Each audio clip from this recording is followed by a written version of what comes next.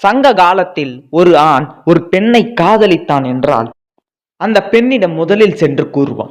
அந்த பெண்ணுக்கு விருப்பம் இருந்தால் இருவரும் சேர்ந்து வாழ்வார்கள், இல்லை என்றால் அவன் மடல் ஏறுவான் என இலக்கியங்கள் கூறுகின்றன.